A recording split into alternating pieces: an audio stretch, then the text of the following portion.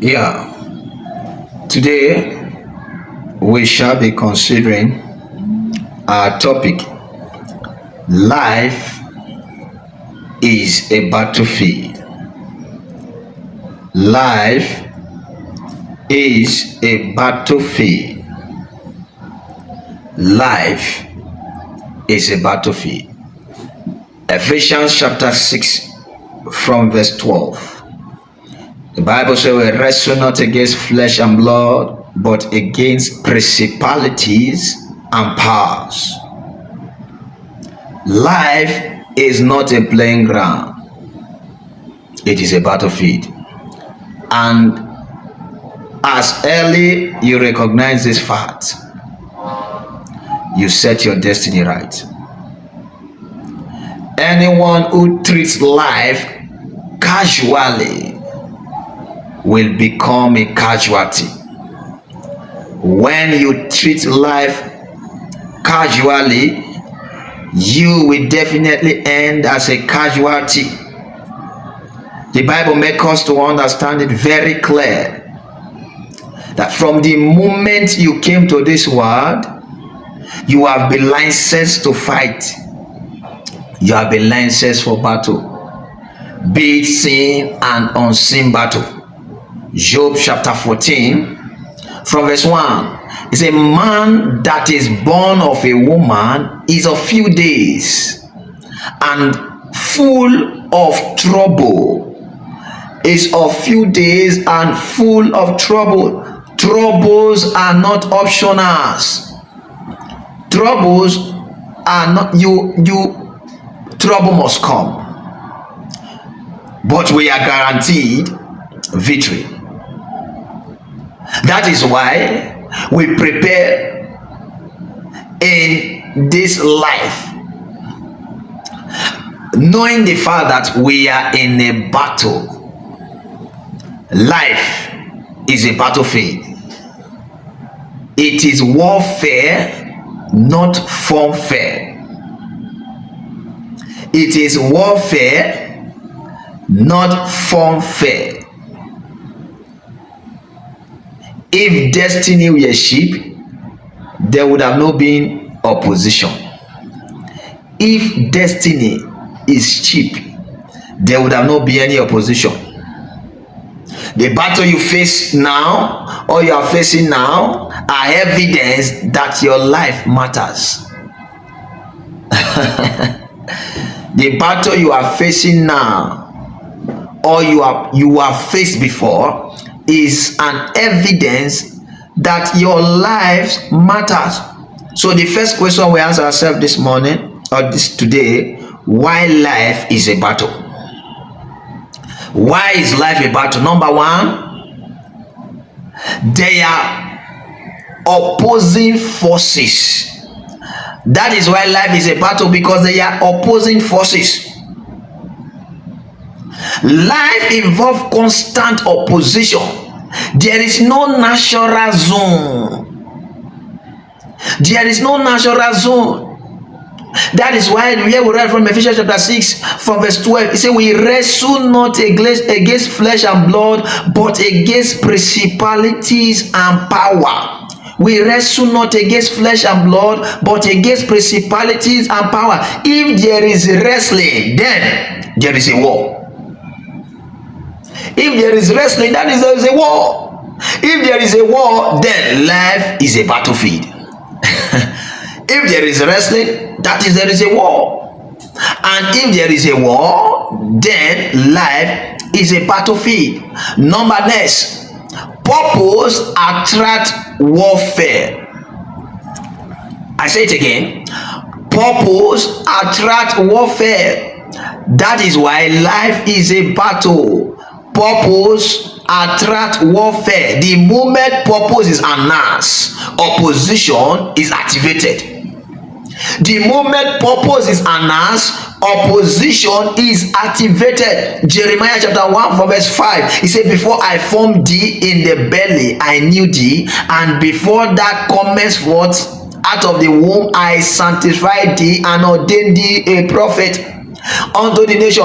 When the purpose is known, attack is activated.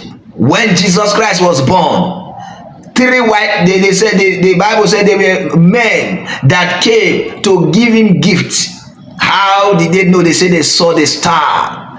That is why the king, as at that time, wanted to behead Jesus, because purpose has been known. Attack was activated. Assignment attract attack. Assignment attract attack. You are not fought because you are weak. You are fought because you are dangerous to those individuals.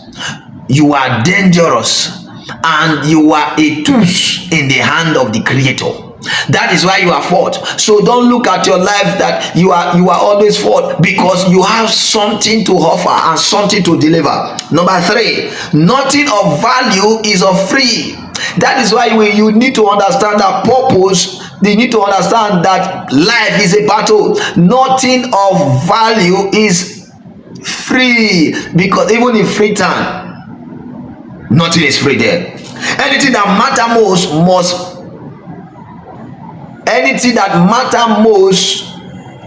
must be treated for, must be contended for, must be requested for. Everything that matter in your life, everything that sounds good, must be contended for, must be contended for.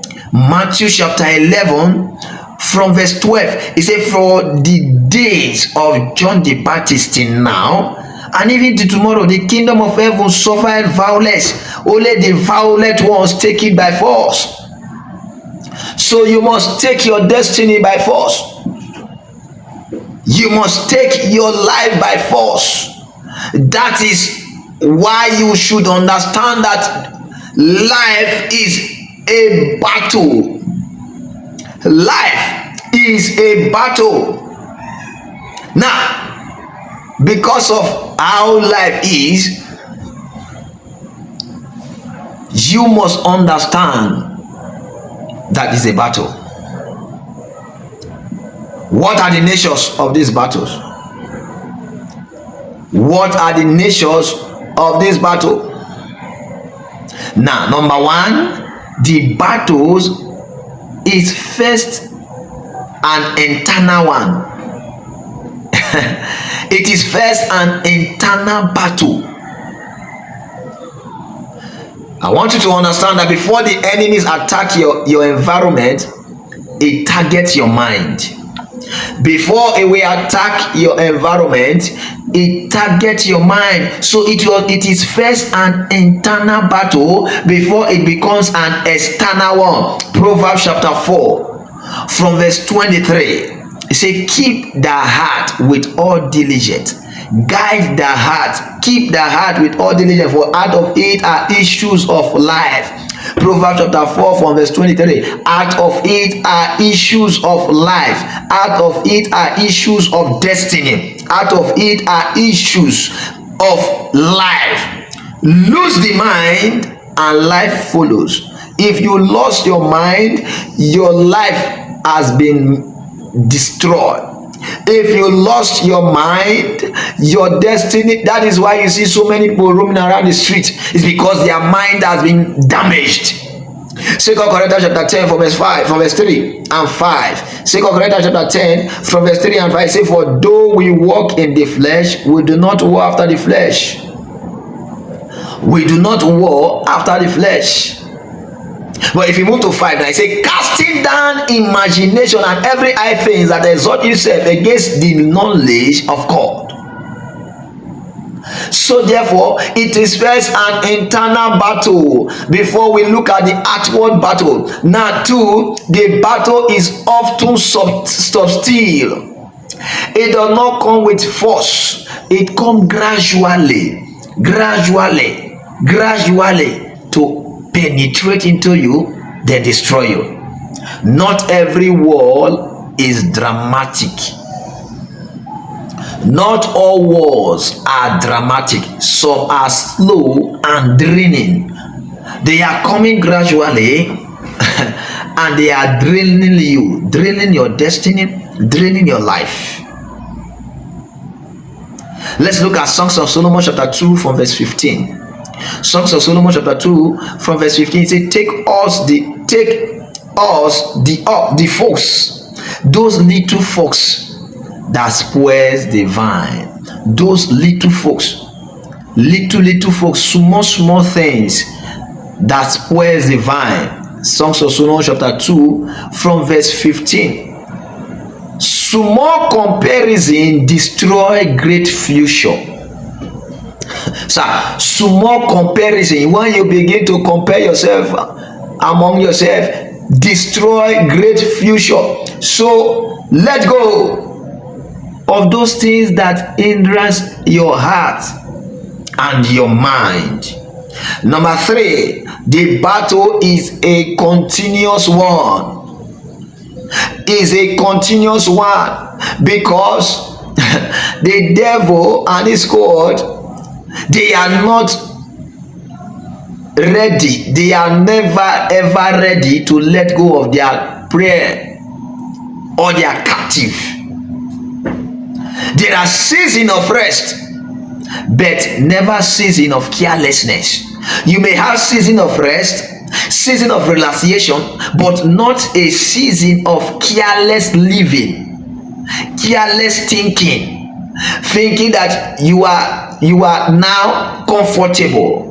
No season of carelessness. Look at what First Peter chapter 5 verse 8 talked about. First Peter chapter 5 verse 8, it said, be sober, be vigilant, because your adversary, the devil, as a roaring lion, walking about, seeking whom he may devour, is looking for who he may devour daily. Is looking for who he may devour regularly. Is looking for who he may devour every minute. The devil and his cohort. Now, why are many people losing the battle of life? Why are many people losing the battle of life? Number 1, because of ignorance. Ignorance is a major factor that makes people loses battles of life. Ignorant of life, ignorant of circumstances, ignorance in our speech, ignorance in how we appear, ignorance of where we go. You cannot fight what you don't understand. So if you don't have the knowledge that there are battles, you will just be living your life casually, and you become a casualty of all situations. You cannot fight what you don't know. You cannot fight what you are not aware of. So you need to be aware that we are in a battle. Life is a battle. Life is a battle. Understand this fact that life is a battle. Hosea chapter 4 verse 6, it says, my people are destroyed because of lack of knowledge. Because of lack of knowledge. Not that there is no knowledge, they fail to seek knowledge. Number 2, passivity. That is why most of us lost battles of life. Passivity, waiting without action, is you are surrounding yourself. Waiting without taking action, you have given yourself out. Action is the evidence that you are aware of the battles of life. The action you take, how you prepare yourself, how you take your life, most especially your prayer life, how you take the word of God. In this world of wickedness, it is abnormal for you to be normal in this wicked world. It is abnormal for you to be normal in this wicked world. It is abnormal for you to be normal in this wicked world. Ecclesiastes chapter 10 from verse 18. Ecclesiastes 10:18. It said, by much slothfulness the builder decay, and through idleness of the hand he has dropped you. Much slothfulness. You are nonchalant, behaving and living the way you want to, which is not ought to. Number 3, emotional warfare. You take warfare with emotions. No. Most times, when you know your afflictors, despite the fact that both of you are close or you are from the same background, even from the same family, you don't attack them with emotions. How can your family member, your mother, your father, your brother, your sister, a friend that is close to you is afflicting you and you are still being emotional about it? No. You don't play emotions in battlefield. If not, your life will go. You don't play emotional in battlefield. You take action, necessary action, as it ought to. As it ought to. Feelings are real but unreliable. They are real but unreliable. That is why you and I need to take away the feelings and take out the action. Take away the feeling and make action. Make action. Make move. Make moves.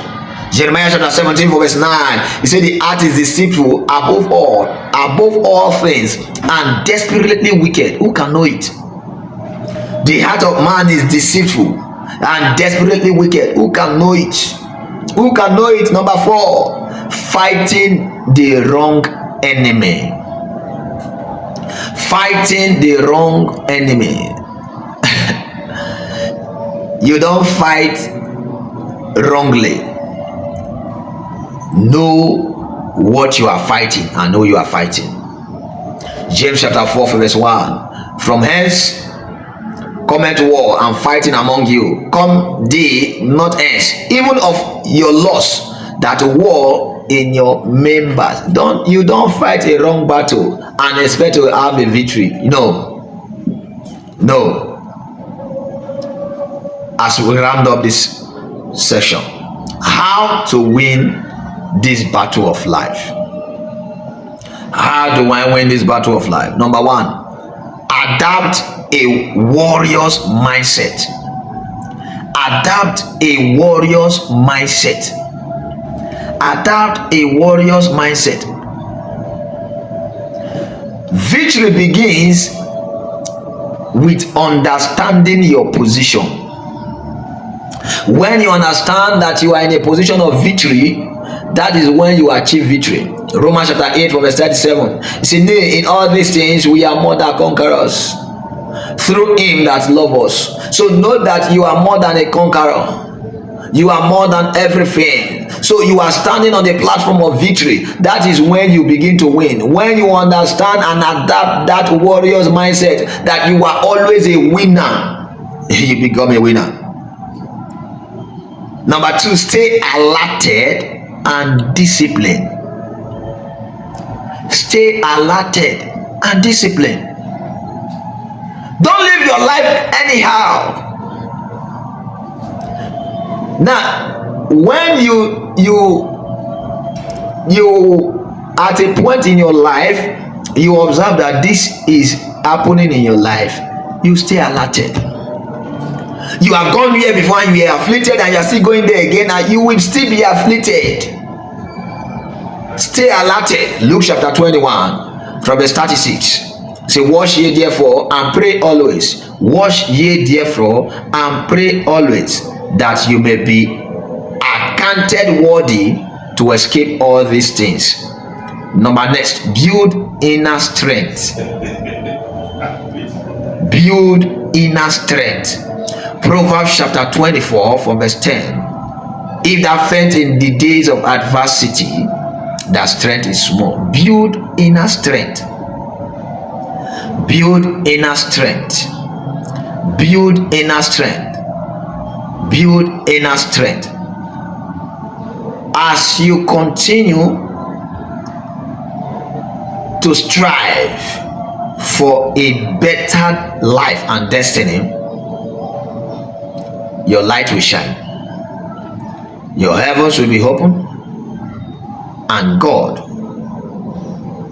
will make your battles here on earth a swift one.